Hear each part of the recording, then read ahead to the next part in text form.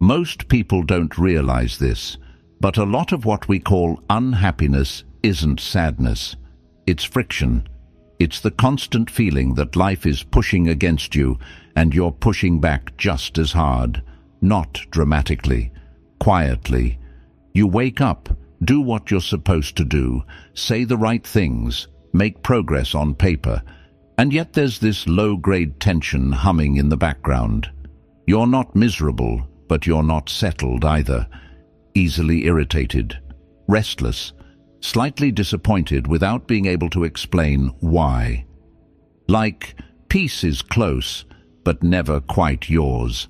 That friction usually comes from one simple mistake. We try to stabilize the inside by rearranging the outside. We think if the conditions improve, the feeling will follow. If the job changes, if the relationship gets clearer, if the timeline speeds up, if people behave better, then we'll finally relax. But the world doesn't work like that. Conditions are unstable by nature. People shift, plans break, bodies age. Even the things that go right don't stay right forever. So when your peace depends on external order, you're constantly negotiating with something that can't promise consistency. You end up renting your happiness from a world that can raise the price whenever it wants. This is where Stoicism starts, not as a personality or a tough pose, but as training for the part of you that decides what things mean, because meaning is the real weather inside the mind. Two people can walk through the same day, face the same events, and end up in completely different emotional climates. Not because one is lucky and the other isn't, but because one mind is clear about ownership and the other isn't. Here's the first Stoic principle, and it's the foundation of everything that follows. Some things are yours to control, and some things are not. Epictetus called this the core of philosophy, because once you blur this line, life becomes one long argument with reality. You argue with the past, wishing it were different. You argue with other people's reactions, wanting approval, fairness, understanding. You argue with outcomes, with timing, with randomness. And you can pour decades of energy into those arguments and never win a single one. Clarity begins when you get precise about what belongs to you. Your choices belong to you. Your effort belongs to you. Your attention belongs to you. Your values, your honesty, your restraint, your willingness to act with character, these are yours, fully. No one can take them unless you hand them over, but the outcome of a conversation, the mood of another person, whether you're liked, whether life feels fair today, that's not yours. The moment you stop trying to carry what isn't yours, something subtle but powerful happens. You don't become passive. You become focused.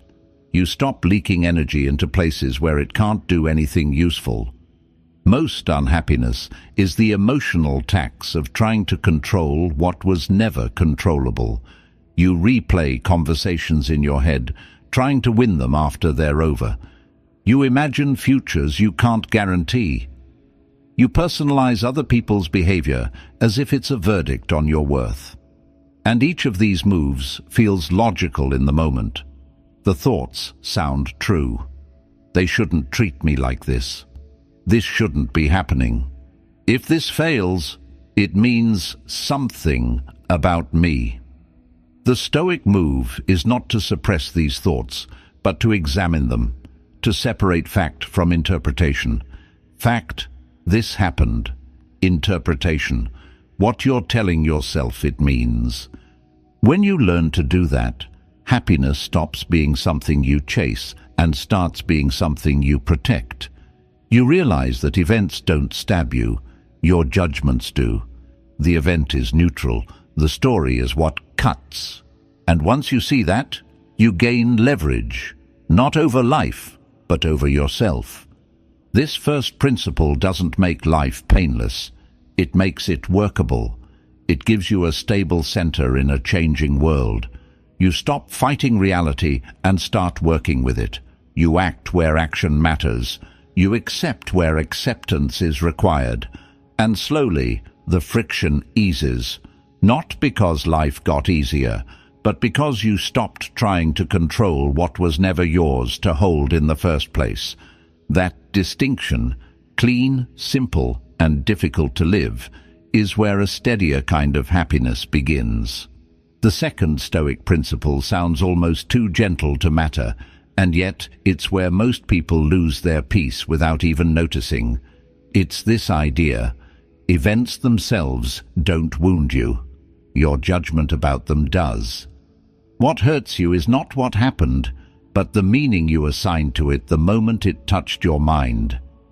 At first, this can feel insulting. Of course things hurt, you might think. Of course betrayal hurts. Of course failure hurts. Of course being disrespected hurts. Stoicism isn't denying that there's pain. It's pointing to something more precise. Between what happens and how you suffer, there is a thin but decisive layer of interpretation. And that layer is where your freedom either lives or dies. Two people can face the same setback. One collapses into bitterness, replaying the moment again and again, turning it into a story about being unlucky, unappreciated, or doomed. The other feels the sting, but doesn't let it grow fangs. They register the facts, adjust, and move forward. The difference isn't toughness, it's the internal narrative. One person's mind adds poison to the wound, the other doesn't. Most unhappiness comes from judgments that sound reasonable. That's what makes them dangerous. This shouldn't have happened. They shouldn't be this way. If I fail here, it means I'm not enough. These thoughts don't arrive screaming. They arrive calmly, almost politely, like common sense. And because they feel true, you rarely question them. You just live inside them. You carry them into your body. Your shoulders tighten. Your breathing shortens. Your mood darkens. Not because of the event, but because of the story now running in the background. The Stoic move is to slow this process down. Not to argue with yourself aggressively, but to observe. To say quietly, this is the event, and this is what my mind is adding to it. That small separation changes everything. It turns suffering from something that happens to you into something you can work with. You stop being inside the storm and start watching it form. This is why Stoicism doesn't tell you to be positive. It tells you to be accurate. Accuracy is calmer than optimism.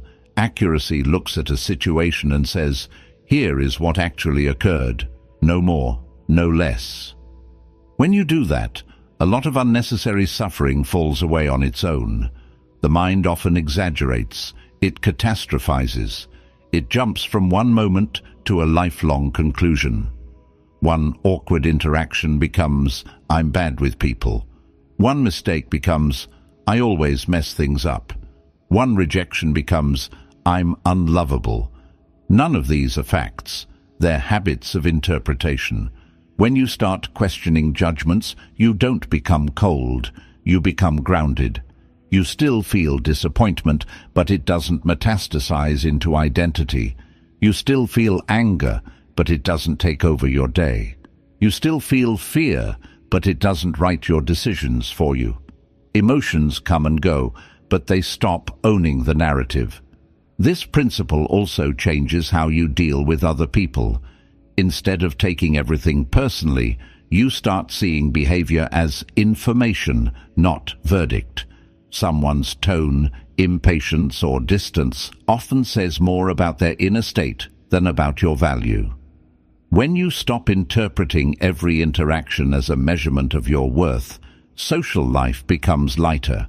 You respond instead of react. You choose instead of defend.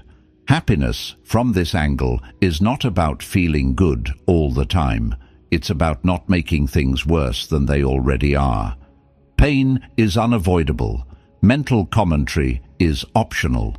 The Stoics understood that if you can interrupt the automatic judgment, you reclaim a surprising amount of peace. not because life stops challenging you, but because your mind stops turning every challenge into a personal attack. Living this principle takes practice. You won't catch every judgment. You're not supposed to. But each time you notice one, each time you say, "This is a thought, not a fact," you weaken its grip. Over time, your inner climate changes. Fewer storms, shorter storms, more clear space in between. And that space is where a quieter happiness grows. Not excitement, not pleasure, just the relief of not constantly arguing with reality inside your own head. The third Stoic principle lives in a very small space, but it carries enormous weight. It's the pause, that brief moment between what happens and what you do next. Most people don't realize how little space they live with here. Life pokes them, and they move instantly. A comment triggers a reply. A look triggers a story. A feeling triggers an action. And over time, this turns a human being into a reflex. The Stoics noticed something uncomfortable about this. When you lose that pause, you don't lose your temper. You lose your agency. You stop choosing. You start obeying impulses. Someone else sets the tone, and you follow it. Someone provokes you, and your nervous system answers on command. Praise makes you inflated. Criticism makes you collapse. Silence makes you anxious. You're not living from character anymore. You're living from stimulus. Seneca warned that anger doesn't arrive fully formed. It's rehearsed. It's practiced in small moments of unchecked reaction, and what you practice eventually becomes automatic. That's how a temporary emotion turns into a permanent personality, not because you decided to be that way, but because you never interrupted the process. The pause is not about suppressing emotion. That's a misunderstanding. Stoicism doesn't ask you to become stone. It asks you to become sovereign. Emotions still rise. The body still reacts. The heart still tightens. The difference is that you don't hand the steering wheel to the first impulse that shows up. You let it pass through without letting it decide for you. There is dignity in that delay. Even one breath, even one heartbeat. That small gap is where your values get a chance to speak. Without it, your values are just ideas. With it, they become behavior. Most damage in life doesn't come from big decisions. It comes from unfiltered moments. The sharp reply you didn't need to send. The argument you escalated because your pride felt threatened. The explanation you gave because silence felt unbearable. In those moments, it's rarely about truth. It's about relief. You react to discharge tension, not to act wisely. The pause changes the goal. Instead of asking, "How do I respond fast?" you start asking, "How do I respond clean?" Clean responses don't always feel satisfying in the moment, but they age well. You don't replay them later with regret. You don't feel smaller afterward. You don't wonder why you said more than you meant. This is why the pause is power, not loud power, not dominance. Internal command. When you pause, you're telling yourself, "I decide the tempo here." And once you realize you can slow life down internally, even when the outside is chaotic, something shifts. You stop being dragged by other people's urgency. The Stoics practiced this deliberately. They trained themselves to delay speech, soften facial reactions, and resist the urge to explain or defend immediately, not because silence is superior, but because premature speech is often self-betrayal. When you speak from impulse, you usually speak from fear. Fear of being misunderstood, fear of losing status, fear of discomfort. When you speak after the pause, you speak from choice. This principle also protects your relationships. Most conflicts aren't unsolvable, they're mistimed. Two people speaking while flooded will never find clarity. The pause gives emotions time to cool, so intelligence can return. It's not avoidance, it's timing. Living this principle doesn't require dramatic discipline. It starts small. You practice the pause in low-stakes moments. When you read a message that irritates you, you wait. When someone cuts you off, you notice the surge without acting on it. When you feel the urge to complain, you let the feeling crest and fall. These are repetitions, mental push-ups, and like any training, the results compound quietly. Over time, something changes in how you experience yourself. You feel less hijacked, less reactive, less tired, not because life got easier, but because you stopped spending energy fighting impulses that were never meant to run your life. The pause doesn't make you passive, it makes you deliberate, and deliberateness is one of the deepest forms of freedom a person can have. The fourth Stoic principle often sounds harsh when people first hear it, but in practice, it's one of the most liberating ideas in the entire philosophy.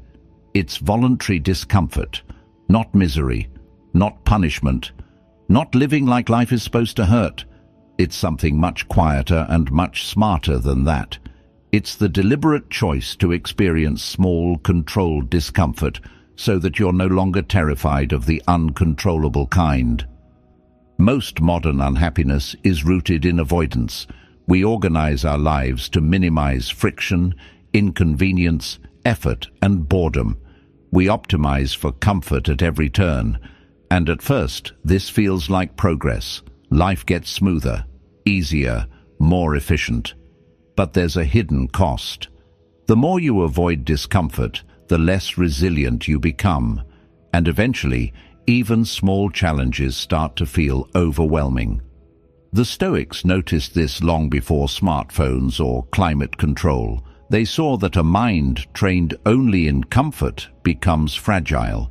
Not weak in a dramatic way, fragile in a quiet way, easily disturbed, easily frustrated, easily anxious when things don't go as planned. And since life will always introduce discomfort, whether you invite it or not, avoidance doesn't protect you. It just delays the lesson and makes it hit harder when it arrives. Voluntary discomfort flips the relationship. Instead of waiting for life to impose hardship, you choose manageable challenges on your own terms. You take the cold shower, even though warm water is available. You do the hard workout, even when skipping it would be easier. You sit with boredom instead of instantly numbing it with distraction. You finish the task you don't feel like doing, not because suffering is noble, but because dependence on comfort is expensive. There's something deeply stabilizing about proving to yourself that you can be okay without ideal conditions. When you choose discomfort, fear loses leverage. You stop asking, "What if this is uncomfortable?" because you already know the answer. You'll survive it. And that knowledge changes how you move through the world. You negotiate less with resistance. You hesitate less. You trust yourself more. This principle is often misunderstood as self-punishment, but the Stoic intention is the opposite. It's self-respect. It's saying, I don't need perfect circumstances to show up as myself. When you voluntarily expose yourself to discomfort, you're training the nervous system not to panic at the first sign of difficulty. You're teaching your body and mind that discomfort is information, not a threat. There's also an identity shift that happens here. Most people unconsciously build their self-image around how they feel. I'll act when I feel motivated. I'll try when I feel ready. I'll speak when I feel confident. Voluntary discomfort breaks this pattern. You act without waiting for the feeling. You move first. And when you do that consistently, confidence stops being something you chase and becomes something that follows. The Stoics used this practice to reduce fear of loss as well. By occasionally living with less, simpler food, fewer luxuries, fewer comforts, You remind yourself that your well-being doesn't collapse when conditions change. This isn't about rejecting pleasure. It's about not being enslaved by it. Pleasure enjoyed freely is healthy. Pleasure needed for emotional stability is not. This principle also sharpens gratitude. When comfort is constant, it becomes invisible. You stop noticing it. When you step away from it intentionally, even briefly, you return with clearer eyes. Warmth feels warmer. Rest feels deeper. Ease feels earned instead of expected. Gratitude stops being an abstract idea and becomes a physical experience. Practicing voluntary discomfort doesn't require dramatic gestures. It works best when it's quiet and consistent. Small acts, chosen regularly. You don't announce them. You don't turn them into an identity. You just do them. And over time, something inside you firms up. Not hardness, solidity. You become harder to intimidate by circumstances, harder to derail emotionally, harder to manipulate through fear or convenience. Life still brings discomfort, but now it meets someone who has already trained for it. This is one of Stoicism's deepest gifts. It doesn't promise a painless life. It gives you a mind that doesn't collapse when pain shows up, and that steadiness, earned, not borrowed, is a quiet form of happiness most people never experience because they're too busy running from the very thing that could strengthen them. The fifth Stoic principle draws a clear line between two things most people constantly confuse: mood and values. And that confusion quietly erodes happiness more than almost anything else. We tend to live as if our feelings are the authority, as if emotion should decide what we do, what we tolerate, and who we become in difficult moments. I'll do the right thing when I feel better. I'll speak up when I'm confident. I'll be disciplined when I'm motivated. This sounds reasonable. It even sounds kind. But over time, it hands your life over to something unstable.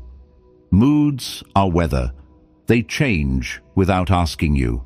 They're influenced by sleep, food, hormones, stress, memories, and randomness you don't control. Values are different. Values are chosen. They don't fluctuate with the day. They don't disappear when things get uncomfortable. And Stoicism is built on this reversal. You don't wait for the right feeling to act well. You act well, and you let the feeling catch up, or not. This principle doesn't deny emotion. It refuses to worship it. The Stoics understood that if you let mood lead, your character becomes inconsistent. One day you're patient, the next day irritable. One day you're courageous, the next day avoidant. Not because you lack principles, but because you keep postponing them until it feels easier. Over time, this creates a quiet self-disrespect. You stop trusting yourself because you don't know who you'll be on a bad day. Living by values restores that trust. You decide in advance who you are when things don't feel good. You don't ask, "What do I feel like doing?" You ask, "What kind of person do I want to be in this moment?" That question steadies you. It gives you a reference point that isn't swayed by irritation, fear, or fatigue. A Stoic happy life isn't a life without low moods. It's a life where low moods don't turn you into someone you don't respect. You can feel angry and still speak with restraint. You can feel unmotivated and still do the work you committed to. You can feel hurt and still act with fairness. The emotion remains, but it no longer gets a vote on your behavior. This is where dignity enters the picture. Dignity doesn't come from feeling good. It comes from acting in alignment with your principles, even when it's inconvenient. And that alignment produces a deeper satisfaction than pleasure ever could. Pleasure rises and falls. Self-respect accumulates. The Stoics believed that happiness wasn't a reward for having the right feelings, but a byproduct of living rightly.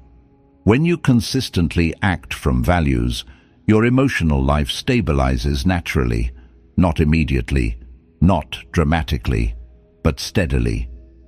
The mind calms because it's no longer negotiating with itself all day. There's less internal conflict, less self-betrayal, fewer moments of, "I shouldn't have done that." This principle also protects you from emotional burnout.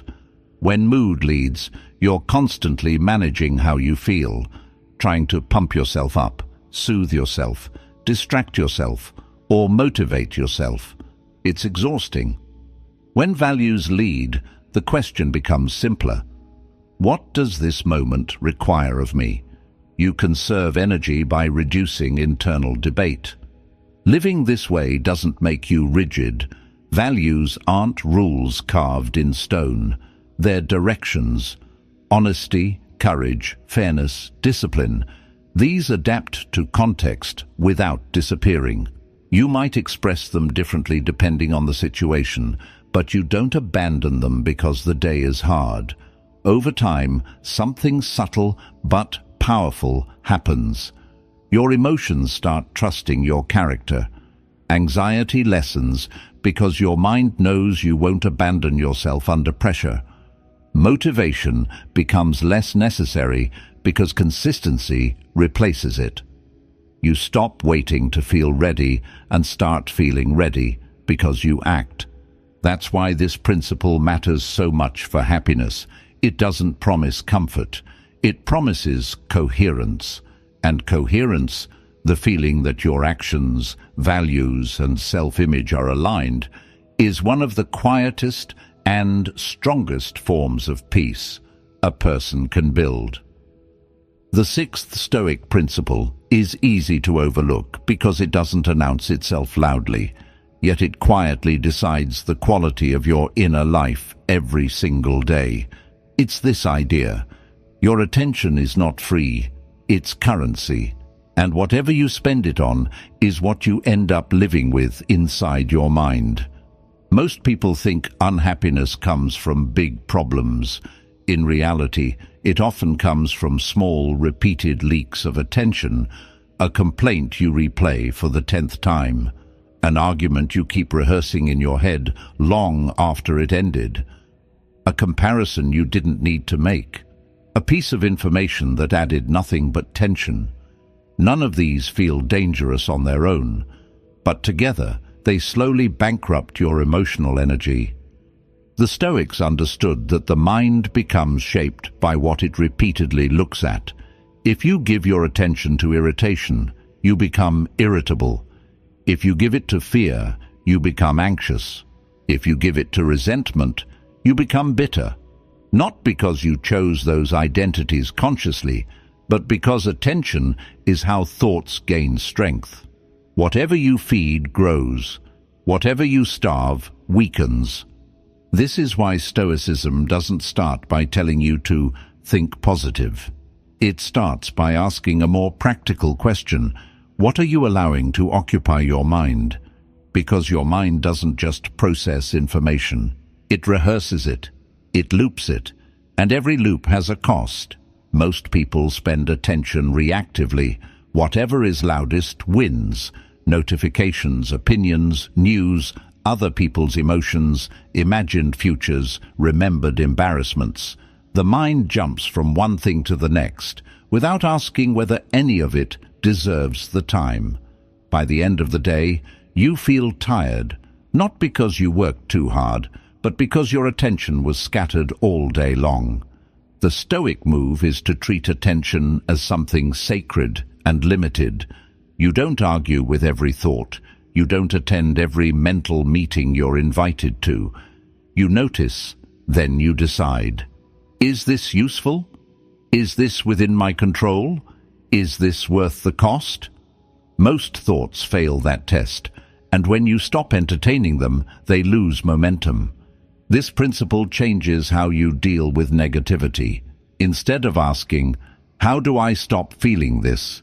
you ask, "Why am I feeding this?" Anger needs rehearsal. Anxiety needs imagination. Envy needs comparison. When you cut off the attention supply, the emotion doesn't vanish instantly, but it weakens, like a fire with no fuel. Attention budgeting also protects your happiness in social life. You stop giving mental space to people who thrive on chaos. You stop replaying conversations with those who don't deserve the energy. You stop letting someone else's bad mood rent a room in your head. Caring doesn't require constant mental presence. Compassion doesn't mean obsession. There's also a quieter benefit here. Focus deepens. When your attention isn't constantly hijacked, simple things start to feel richer. A task feels cleaner. A conversation feels fuller. Even rest becomes more restorative, because your mind isn't dragging unresolved noise into it. The Stoics didn't believe happiness came from controlling thoughts perfectly. They believed it came from choosing where your mind rests. Over time, that choice becomes easier. You notice distractions faster. You disengage sooner.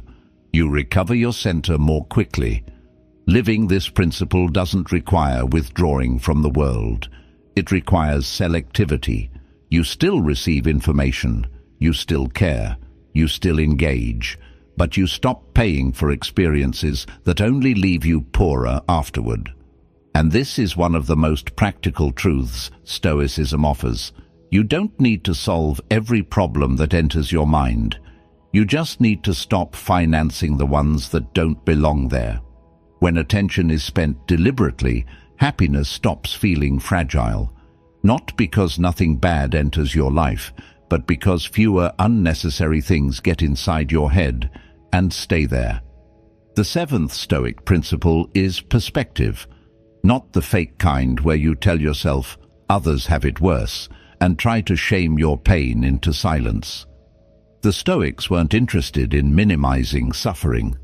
They were interested in shrinking distortion. Perspective, in their sense, is about restoring proportion, bringing things back to their real size after the mind has quietly inflated them. When something goes wrong, the mind has a habit of zooming in too close. One problem fills the entire frame. One mistake feels permanent. One rejection feels defining. You stop seeing context. You stop seeing time. You stop seeing anything beyond the emotional intensity of the moment. And when that happens, the nervous system reacts as if this single event is the whole story of your life.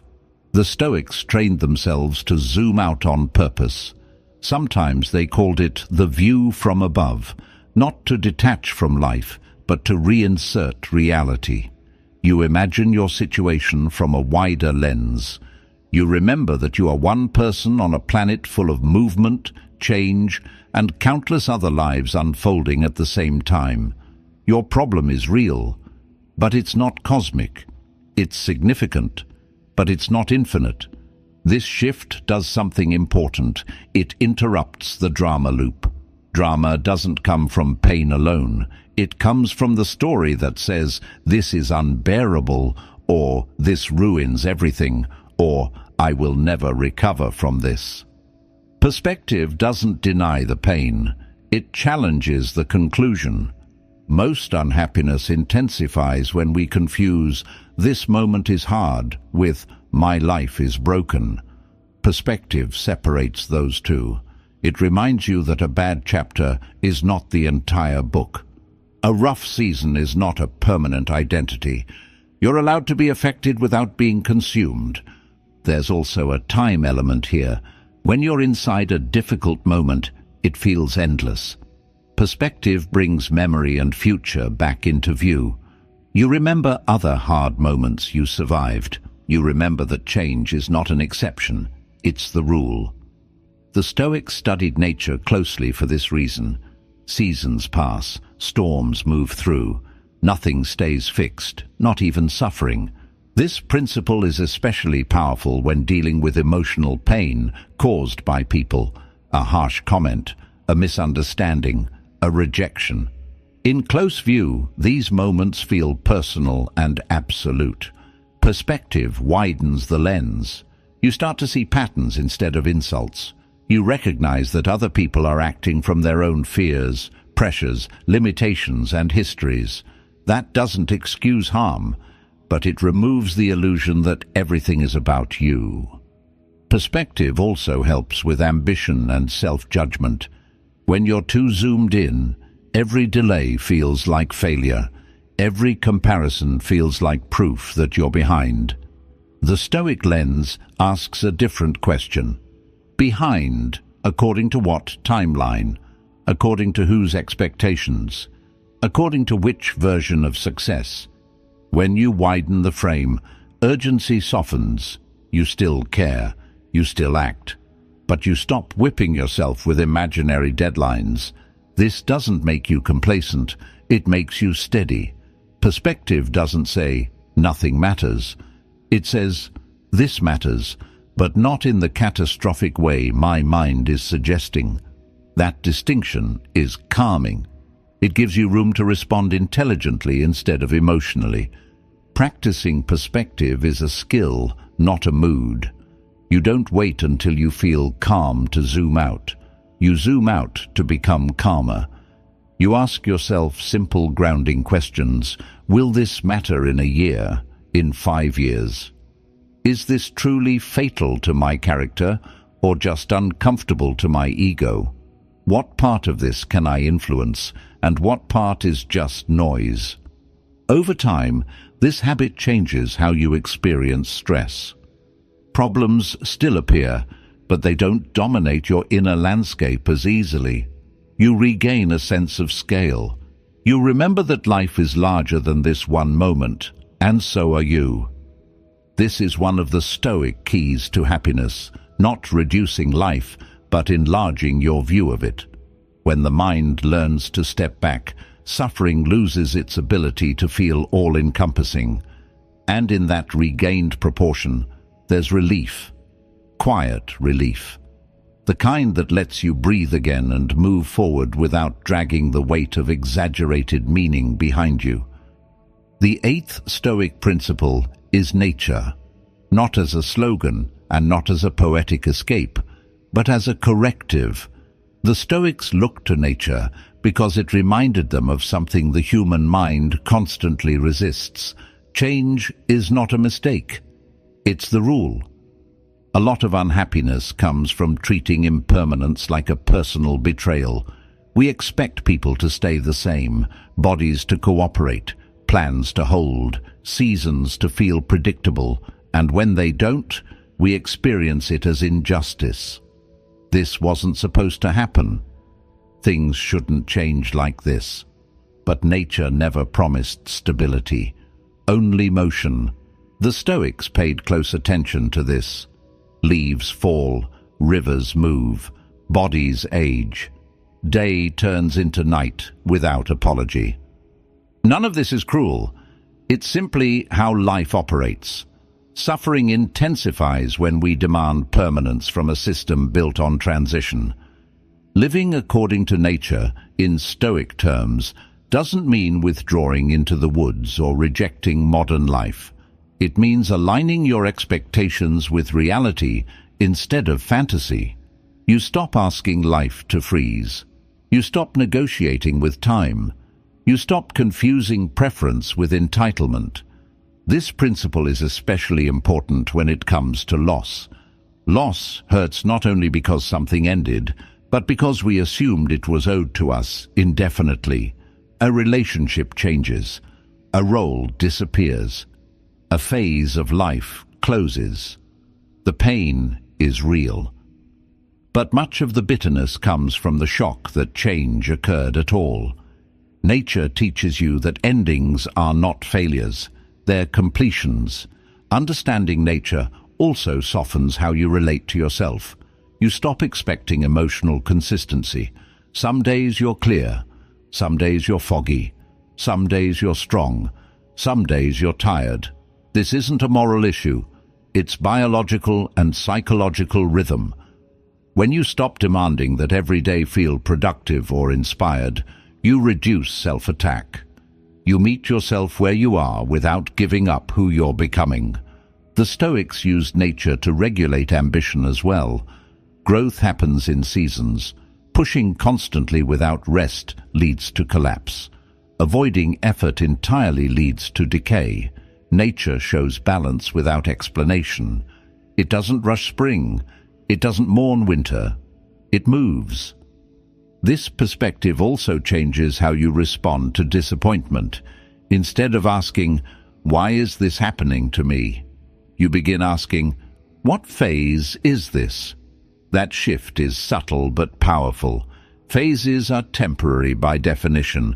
They pass, they teach, they prepare. Living with nature doesn't make you passive. Nature is active. It adapts. It responds. It uses what's available. The Stoic doesn't fight reality. They cooperate with it. When something breaks, they adjust. When conditions change, they reposition. When energy is low, they conserve. When energy returns, they act. There's also humility here. Nature doesn't revolve around your preferences. And paradoxically, accepting that is freeing. You stop taking change personally. You stop reading cosmic meaning into ordinary transitions. You grieve when needed, but you don't add resentment to grief. This principle is deeply stabilizing for happiness because it removes the sense that life is constantly going wrong. When you understand nature, you realize that much of what you've been calling wrong is simply movement. And once you stop resisting that movement, a lot of internal tension dissolves. Happiness, in this sense, isn't about locking life into a perfect shape.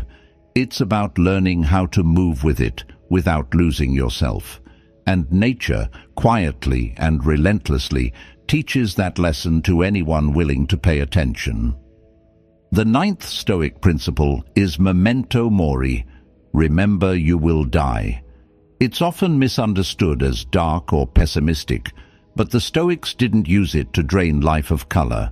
They used it to strip life of illusion. Death, for them, wasn't a threat hanging over your head. It was a lens, a way to see more clearly what actually matters and what quietly wastes your limited days. Most people live as if time is generous, not consciously, but behaviorally. We postpone difficult conversations. We delay courageous moves. We tolerate situations that drain us because now isn't the right time.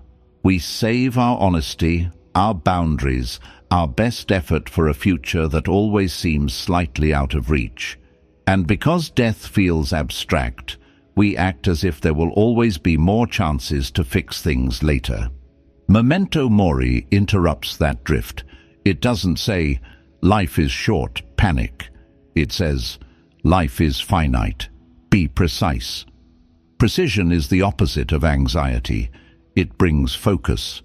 When you remember that your time is limited, trivial things lose their grip.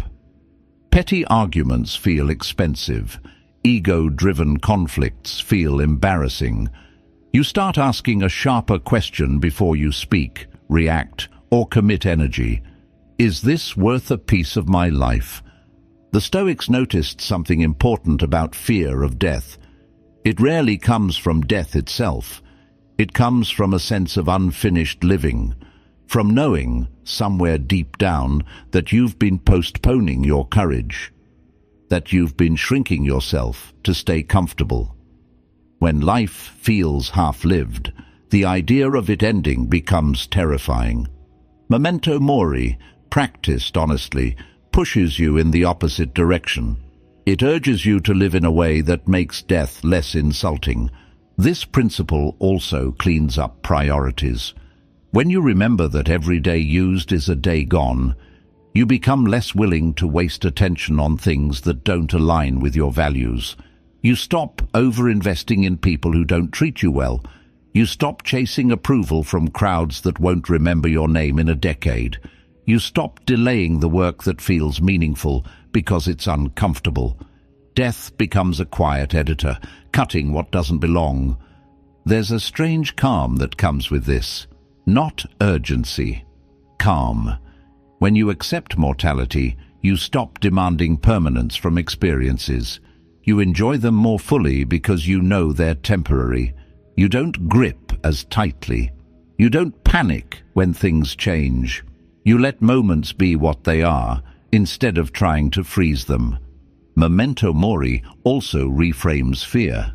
Many fears lose their power when measured against the fact that your time is finite anyway. Fear of embarrassment, fear of disapproval, fear of failure. These fears thrive when you imagine endless time to avoid risk. When you remember that avoidance also costs time, often more than action, you start choosing differently. You take cleaner risks. You speak more honestly. You live with fewer internal debts. This principle doesn't make you reckless. It makes you intentional. You don't rush through life. You stop drifting through it. You become more selective with commitments, more respectful of your energy, more present in ordinary moments. Even rest changes quality when you know it's not guaranteed. It stops being numbness and becomes restoration. The Stoics weren't obsessed with death. They were devoted to life. Memento mori was their way of keeping life vivid. When you remember that this body will age, you treat it with care instead of neglect. When you remember that relationships are not permanent, you show up more fully instead of assuming there will always be another chance. When you remember that you won't be here forever, you stop waiting for permission to become the person you respect. Happiness, through this lens, isn't about maximizing pleasure before time runs out. It's about minimizing regret. It's about living in a way where, if today were unexpectedly your last ordinary day, you wouldn't feel like you betrayed yourself by how you spent it. Memento mori doesn't make life heavy, it makes it honest. And honesty, when paired with courage, has a way of clearing the path to a deeper, steadier kind of peace. One that doesn't depend on pretending time is endless, but on using it well while it's here. The 10th Stoic principle is what the ancients called the inner citadel, and this one matters more than most people realize, because it directly addresses where so much modern unhappiness actually comes from: emotional dependency. Not just on people, but on reactions, validation, tone, approval, and reassurance. Most people walk through life with their nervous system exposed. Anyone can touch it. A comment changes your mood. A look unsettles you. A delayed reply triggers anxiety. Praise lifts you up. Criticism knocks you down. Without noticing, you hand other people the remote control to your inner state. And once that happens, happiness becomes fragile. It depends on conditions you don't command. The inner citadel is the Stoic answer to that fragility. It's the idea that there is a part of you that remains intact no matter what happens outside. Not emotionally numb, not disconnected, intact. A place where your self-respect, values and judgment live, untouched by noise. This doesn't mean you stop caring. That's the common misunderstanding. Stoicism never asked people to love less. It asked them to love without self-erasure. You can care deeply and still refuse to abandon yourself to keep someone else comfortable. You can listen without absorbing. You can empathize without dissolving. The problem isn't connection. The problem is fusion. When your sense of worth fuses with how others treat you, you become easy to destabilize. A single interaction can undo your peace because there's no internal boundary separating what they feel from who you are. The inner citadel restores that boundary. It reminds you that while you can't control how others behave, you can control whether you internalize their behavior as a verdict on your value. Someone's impatience doesn't mean you're inadequate. Someone's coldness doesn't mean you're unlovable. Someone's misunderstanding doesn't mean you failed to express yourself correctly. Often, it simply means they are dealing with something you cannot see. When you live without an inner citadel, every social interaction becomes a negotiation of worth. You over-explain. You defend yourself unnecessarily. You replay conversations. You seek closure from people who benefit from keeping things unclear. And all of this drains energy that could have been used to live. The Stoic move is quieter. You keep your center even while engaging. You listen carefully, but you don't rush to correct every misinterpretation. You speak honestly, but you don't chase agreement. You allow people to have their impressions without making them your responsibility. There's a particular freedom here that's hard to describe until you experience it. It's the freedom of not needing to be seen correctly by everyone, of not needing to be liked to remain steady, of not needing constant emotional feedback to feel real. This principle also changes how you handle conflict. Without an inner citadel, conflict feels existential, like your identity is on trial. With it, conflict becomes informational. You ask, what's actually happening here? Instead of, what does this say about me? That shift lowers the emotional temperature immediately. The inner citadel is built through repeated self-loyalty. Each time you choose not to react impulsively, each time you refuse to beg for validation, each time you say no without a speech, each time you walk away from emotional chaos instead of trying to fix it. These moments reinforce a quiet message to yourself. I am safe with me. And once that message sinks in, relationships improve instead of suffering. You become less needy, less defensive, less reactive. People feel it. Conversations become calmer. Boundaries become clearer. Respect increases.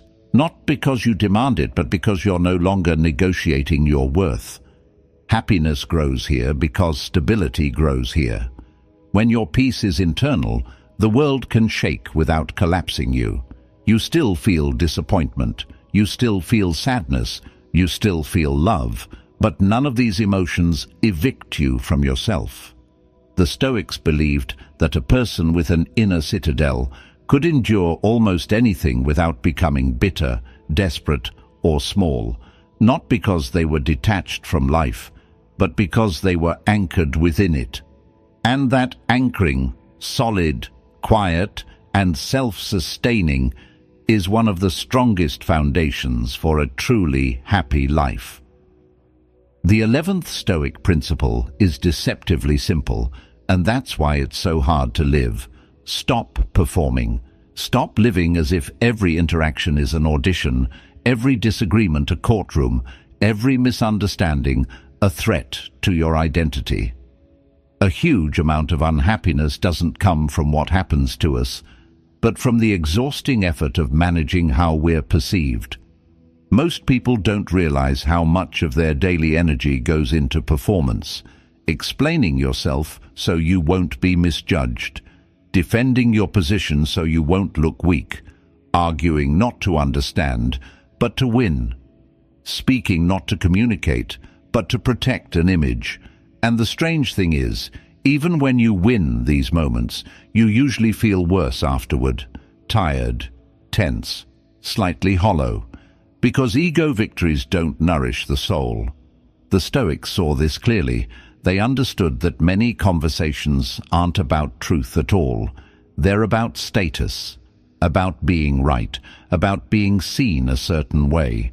And once you recognize that, you start asking a dangerous question, the kind that changes your life. What is the point of this exchange? That question alone can dissolve half the arguments you never needed to enter. When you stop performing, you stop trying to control how others interpret you. And this is where most people panic, because it feels risky. If I don't explain myself, what if they misunderstand me? If I don't defend myself, what if they think I'm wrong? If I don't push back, what if I lose respect? Stoicism offers a quieter answer. Let them think what they think. Your character is not built in a single conversation, and it's certainly not secured by exhausting yourself trying to correct every perception. Ego is expensive. It demands constant fuel. It wants reassurance, agreement, recognition, and when it doesn't get those things, it reacts, often poorly. The Stoic doesn't kill the ego. They stop feeding it. They don't need to prove intelligence to someone committed to misunderstanding. They don't need to justify boundaries to someone who benefits from crossing them. They don't need to explain their silence to someone who only listens to argue. This principle doesn't mean you never speak up. It means you speak for the right reasons. You speak when it serves clarity, not when it serves pride. You explain when understanding is possible, not when confusion is being used as leverage. You correct misinformation when it matters, not when it's just an itch to be seen as right. There's a powerful shift that happens here. When you stop performing, your words slow down. They become fewer, cleaner, more deliberate. You stop talking yourself into weakness by over-explaining. You stop revealing more than necessary just to feel understood. You stop chasing closure from people who thrive on ambiguity. And something surprising happens. You start feeling lighter. Conversations no longer feel like battles. Silence no longer feels like failure. You don't leave interactions replaying every sentence, wondering how you came across. You said what needed to be said, or you didn't, and you can live with that. This principle is especially important in emotionally charged relationships. When you're trying to be seen, validated, or chosen, performance sneaks in easily. You argue harder. You explain longer. You compromise your own clarity just to keep the connection alive. The Stoic approach is not cold, it's honest. You show up as you are, you speak your truth once, and you let the response be what it is. You don't bend yourself into shapes just to be accepted. Stopping performance also protects your dignity. There's a deep difference between being quiet because you're afraid and being quiet because you're grounded. One shrinks you, the other stabilizes you.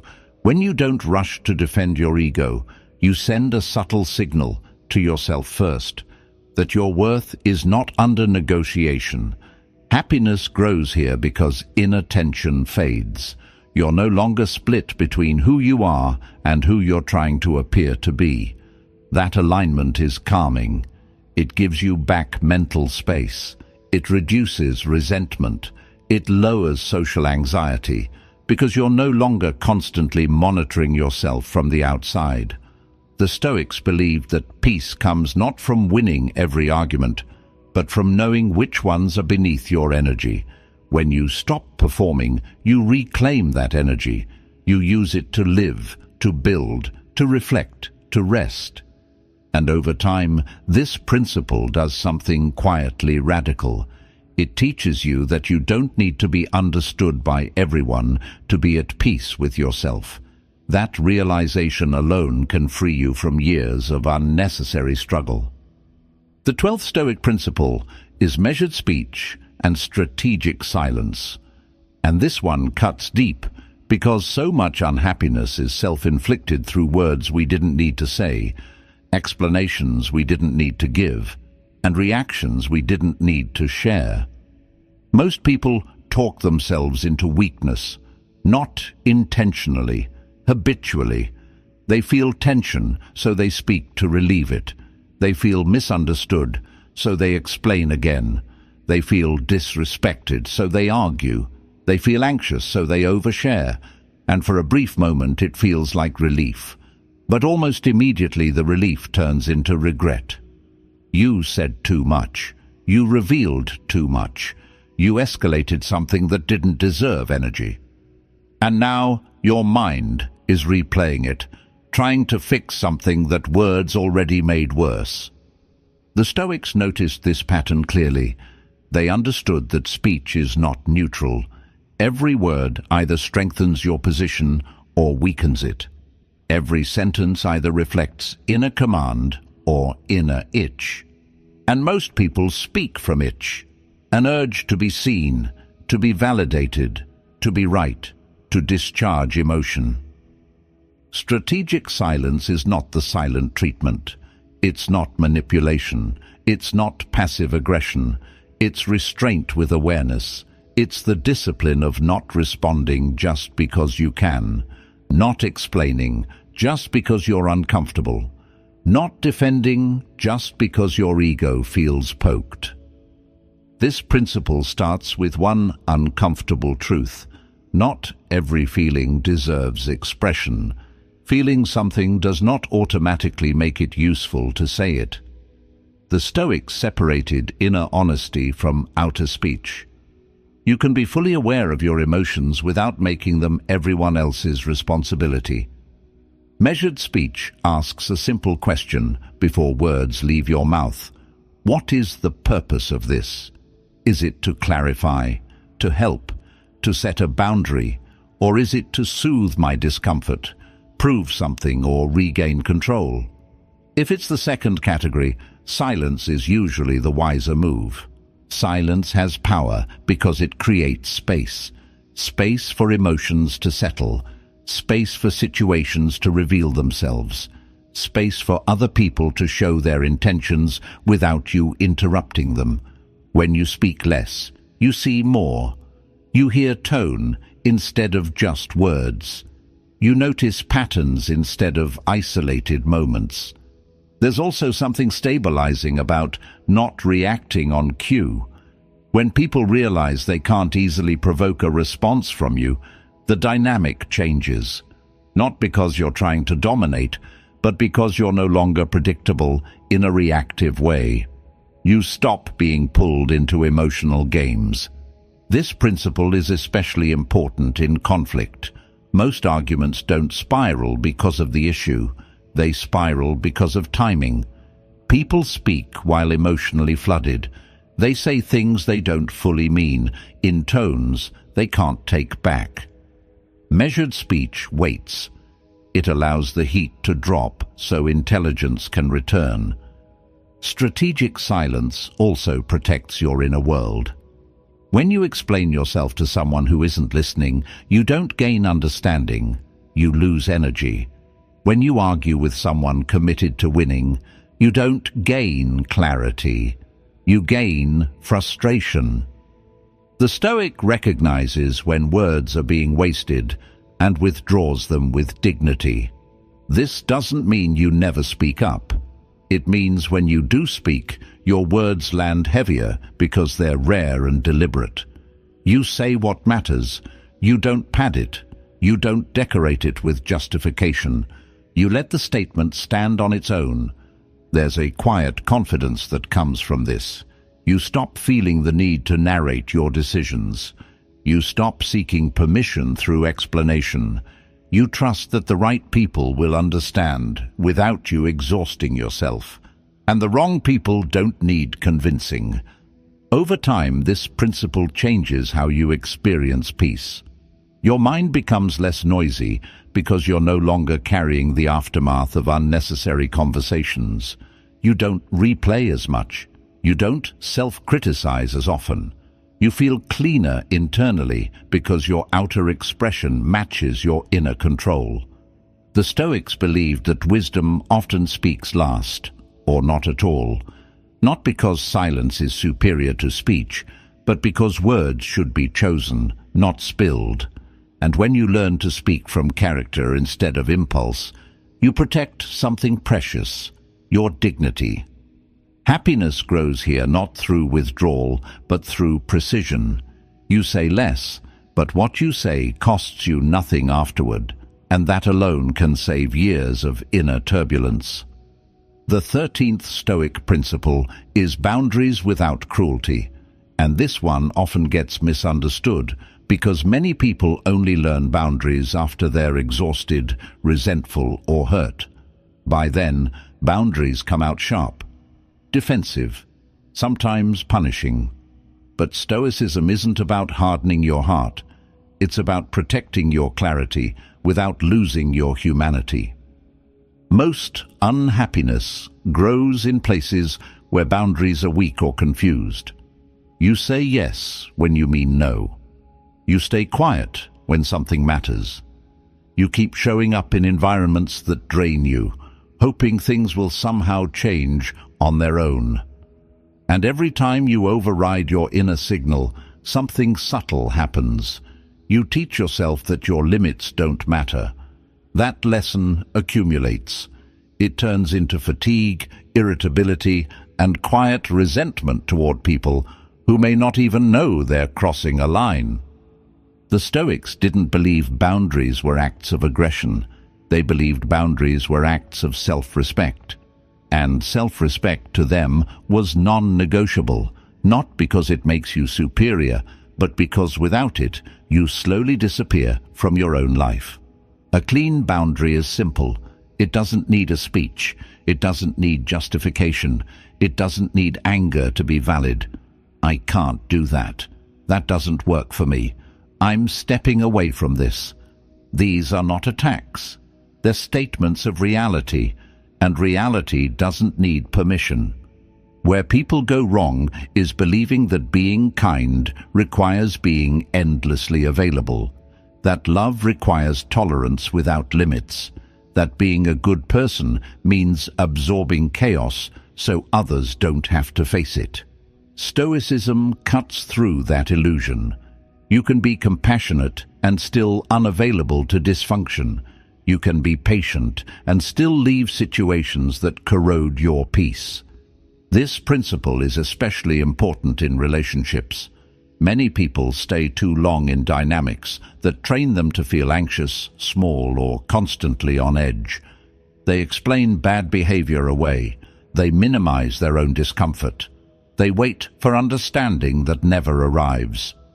Over time, the relationship doesn't just hurt. It reshapes their inner posture. They become hypervigilant, over-accommodating, afraid to speak honestly. A Stoic boundary interrupts that process early, not with drama, with clarity. You notice how something affects your character. Does this situation pull you toward bitterness, toward dishonesty, toward self-abandonment? If it does, the question becomes simple. Why am I staying? Boundaries without cruelty mean you don't punish people for who they are. But you also don't keep paying the emotional cost of being around them. You don't try to change them. You don't lecture. You don't demand transformation. You adjust your distance. Distance is one of the most underused tools for peace. Sometimes the healthiest response is not confrontation, but removal. Not because you're weak, but because you're wise enough to see patterns. The Stoics were deeply practical. If a situation repeatedly damages your inner state, the solution isn't endurance for its own sake. It's subtraction. This principle also applies to habits, not just people. Overworking, doom scrolling, saying yes to everything, staying busy to avoid yourself. These are boundary issues too. You set limits not because the activity is evil, but because it takes more than it gives. Happiness often comes not from adding something new, but from removing what quietly exhausts you. There's a deep calm that comes when your outer life reflects your inner standards, when your schedule, relationships, and commitments align with what you actually value. That alignment reduces friction. You stop waking up braced for the day. You stop carrying unspoken resentment. You stop needing constant recovery time from your own life. Stoic boundaries are firm, but not loud. You don't announce them repeatedly. You enforce them through consistency. You leave when you said you would. You don't argue when a line is crossed. You adjust your participation. Over time, this teaches others how to treat you. But more importantly, it teaches you that you are safe with yourself. Happiness grows here because self-betrayal decreases. You no longer live in constant negotiation with your limits. You respect them, and that respect creates a quieter, steadier inner world, one where peace isn't dependent on everyone else behaving well, but on you honoring what you already know to be true. Boundaries without cruelty are not about building walls. They're about building a life you don't need to recover from. The 14th Stoic principle is forgiveness without return. And this one is subtle enough that many people misunderstand it completely. They hear forgive and assume it means reopening the door, giving access again, pretending nothing happened. But Stoicism makes a sharper distinction. Forgiveness is about releasing poison from your mind. Return is about trust. And those two things are not the same. A lot of people stay unhappy because they confuse healing with reconciliation. They believe that in order to move on, the other person has to change, apologize properly, or finally understand the damage they caused. So they wait. They replay the memory. They rehearse the argument they never got to finish. They keep the wound open because they think pain is proof that something mattered.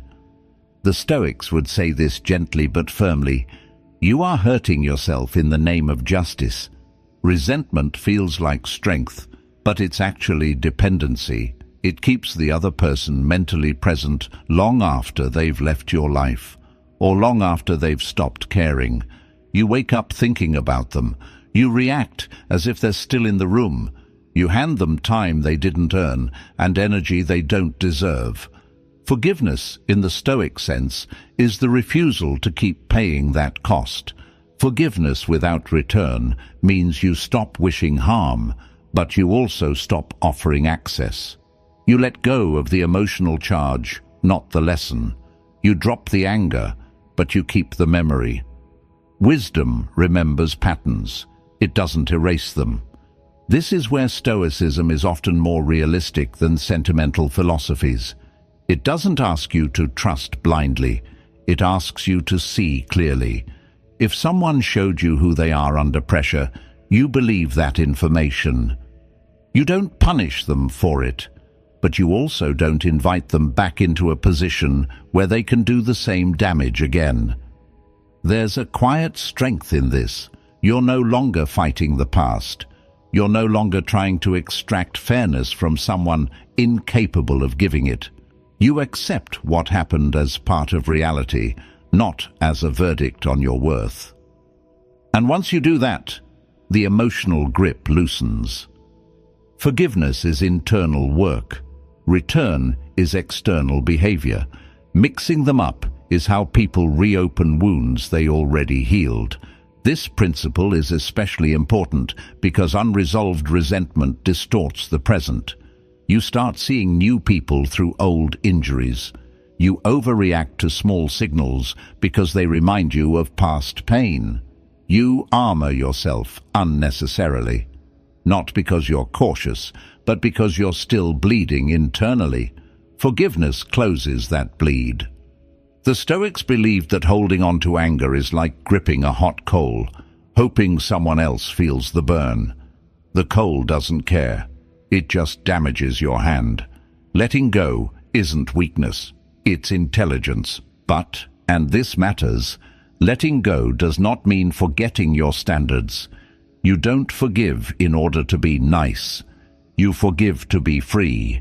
You forgive so your mind stops revisiting a place it no longer lives. And once you're free, you make cleaner choices about who gets access to you going forward. Forgiveness without return also restores your sense of agency. You stop defining yourself by what someone did to you. You stop letting an old story explain your current limits. You reclaim authorship of your life. There's also compassion here, though it's quiet. When you truly forgive, you see that most harm is done by people acting from their own fear, insecurity, or confusion. That understanding doesn't excuse behavior, but it dissolves the need for revenge. You don't need them to suffer. You just need to move on intact.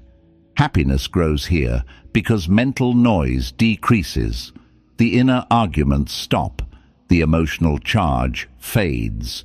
You have more attention for what's in front of you instead of what's behind you, and peace returns, not dramatically, but steadily.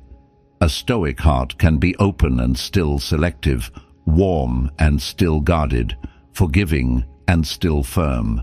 That balance is rare and it's powerful. Forgiveness without return is not about being the bigger person. It's about being the freer one.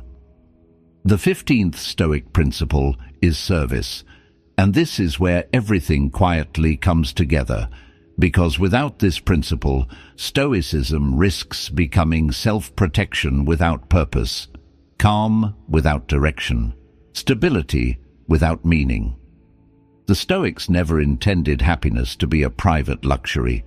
They saw it as something earned through usefulness, integrity, and contribution.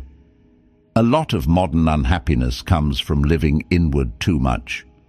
Endless self-analysis, constant emotional monitoring. Am I okay now?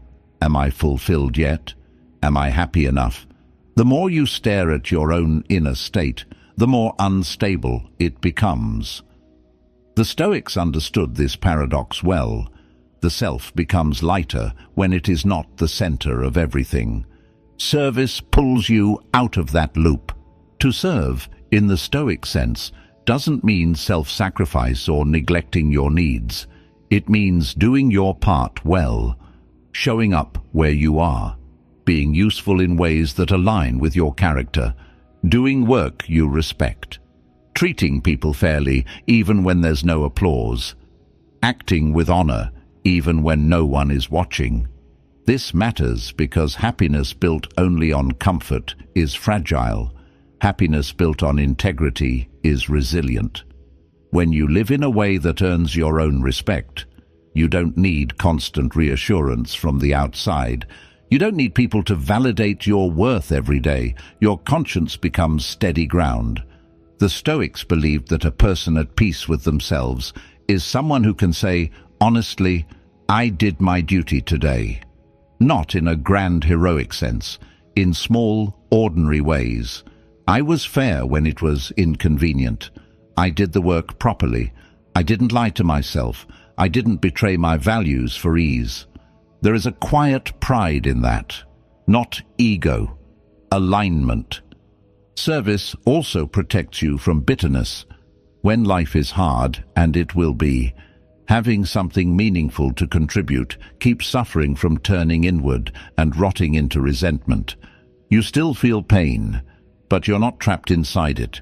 You're participating in life, not just enduring it.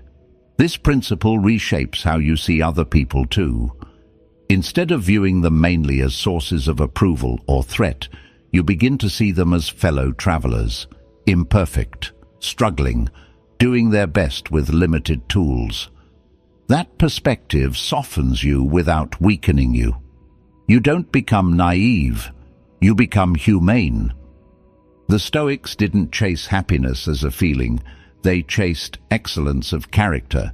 Happiness followed as a byproduct. When you live in a way that feels clean, ethically, internally,